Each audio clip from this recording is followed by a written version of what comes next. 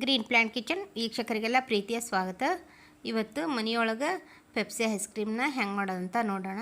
ಈ ಥರ ನಾವು ಪೆಪ್ಸಿ ಐಸ್ ಕ್ರೀಮ್ಸ್ ಮಾಡಿ ಸಣ್ಣದಾಗಿ ಒಂದು ಮನೆಯೊಳಗೆ ಒಂದು ಬಿಸ್ನೆಸ್ ಕೂಡ ಮಾಡ್ಬೋದು.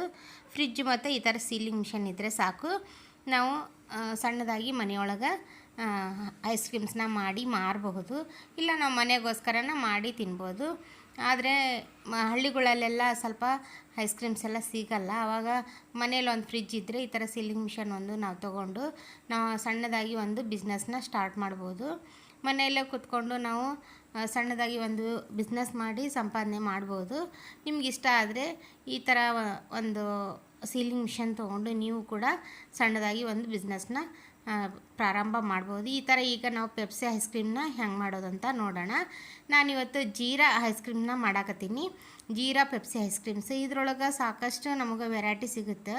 ಆರೆಂಜು, ಪೈನಾಪಲ್ಲು, ಮ್ಯಾಂಗೋ ಈ ಥರ. ಇವತ್ತು ನಾನು ಜೀರಾ ಮಾಡಾಕತ್ತೀನಿ. ನೋಡಿ, ಈ ಥರ ಜೀರಾ ಪೌಡ್ರ್, ಜೀರಾ ಪೌಡರ್ ಅಂತ ಇದು ಪೌಡ್ರ್ ಸಿಗುತ್ತೆ. ಇದನ್ನು ನಾನು ಒಂದು 1/4 kg ಅಷ್ಟು ಐತೆ. ಇದಕ್ಕೆ ಅದ್ರ ಜೊತೆನ ನಮಗೆ ಲಿಕ್ವಿಡ್ ಕೊಡ್ತಾರೆ. ಅದು 100 ಗ್ರಾಮ್ ಅಷ್ಟು ಇರುತ್ತೆ. ಅಂದರೆ ಜೀರಾ ಲಿಕ್ವಿಡ್ ಇದು ಹುಳಿ ಹುಳಿಯಾಗಿ ತಿನ್ನೋಕ್ಕೆ ಬಹಳ ರುಚಿಯಾಗಿರ್ತೈತಿ.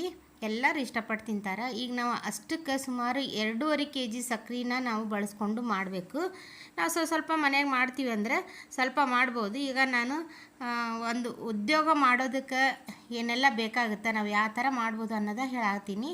ಈಗ ಇದು 1 ಲೀಟ್ರಷ್ಟು, ಒಂದು ಚೆಂಬು ಅಳತೆಗೆ 1 ಲೀಟ್ರ್ ನೀರನ್ನು ತೊಗೊಂಡಿನಿ ನಾನು. ಅದನ್ನು ನಾವು 9.5 ಇಂದ 10 ಲೀಟ್ರ್, ಸ್ವಲ್ಪ ಸಕ್ಕರೆ ಜಾಸ್ತಿ ಆಗಿ 11 ಲೀಟ್ರ್ ಕೂಡ ನಾವು ಮಾಡ್ಬೋದು. ಈಗ ಆ ಥರ ಎಲ್ಲ ಕಲಸಿ ಅದನ್ನು ಈ ಥರ ದೊಡ್ಡದು 2 ಲೀಟ್ರ್ ಬಾಟ್ಲಿನ ನಾವು ತುಂಬಿಸಿ ಇಟ್ಕೊಂಡ್ಬಿಡ್ಬೇಕು. ಈ ಥರ ನಾವು ತುಂಬಿಟ್ಕೊಂಡ್ರೆ ಯಾವಾಗ ಬೇಕು ಅವಾಗ ನಾವು ಮಾಡ್ಕೋಬೋದು.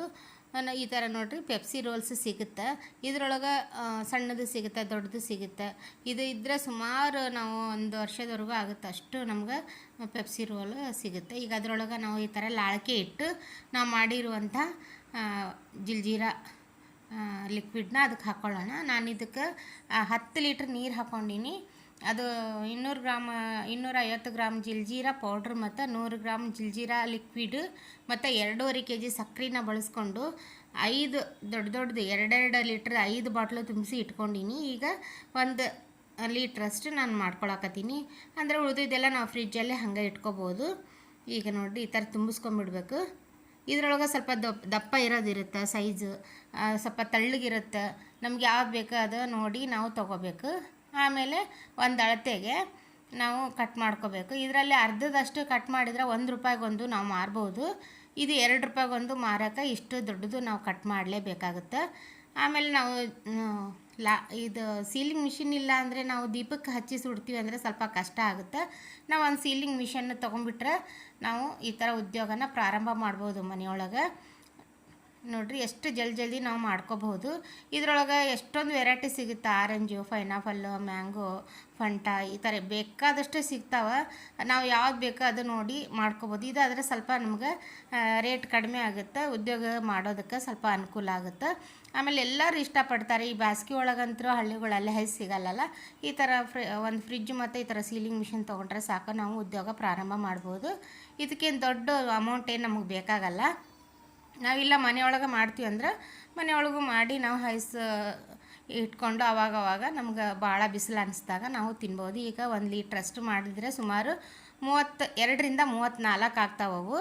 ಈಗ ಫ್ರಿಜ್ ಒಳಗೆ ನಾವು ಇಡೋಣ. ಈ ಥರ ಮೇಲೆ ಐಸ್ ಮಾಡೋಕೆ ಇಡ್ತೀವಲ್ಲ ಅಲ್ಲಿ ನಾವು ಇಟ್ಟು ಆಮೇಲೆ ರಾತ್ರಿ ಇವತ್ತು ಮಾಡಿ ಇಟ್ಬಿಡ್ಬೇಕು. ಬೆಳಗ್ಗೆ ಅಷ್ಟೊತ್ತಿಗೆ ನಮಗೆ ಐಸ್ ಕ್ರೀಮ್ಸ್ ರೆಡಿ ಆಗಿರ್ತಾವೆ. ಪೆಪ್ಸಿ ಐಸ್ ಕ್ರೀಮ್ಸ್ನು ಬಾಲ್ಯದೊಳಗೆ ಎಲ್ಲರೂ ತಿಂದಿರ್ತಾರೆ. ಹಾಲು ಐಸ್ ಕ್ರೀಮ್ ಅಂತೂ ಎಲ್ಲ ತಿಂದಿರ್ತಾರೆ. ಇದು ಒಂಥರ ಮಜಾನೇ ಬೇರೆ. ಈ ಥರ ನಾವೀಗ ಸ್ವಲ್ಪ ಟೆಂಪ್ರೇಚರ್ ಜಾಸ್ತಿ ಮಾಡಿಕೊಂಡು ಇಟ್ಕೋಬೇಕಾಗುತ್ತೆ ಐಸ್ ಇಟ್ಟಾಗ. ಈಗ ನೋಡಿರಿ, ಬೆಳಗ್ಗೆ ಎದ್ದ ತಕ್ಷಣ ಎಷ್ಟು ಗಟ್ಟಿಯಾಗ್ಯಾವಂತ. ಎಲ್ಲರೂ ಇಷ್ಟಪಟ್ಟು ತಿನ್ನುವಂಥ ಇದು ಸ್ವಲ್ಪ ಹುಳಿ ಹುಳಿಯಾಗಿ ಸಿಹಿಯಾಗಿ ಇರುತ್ತೆ.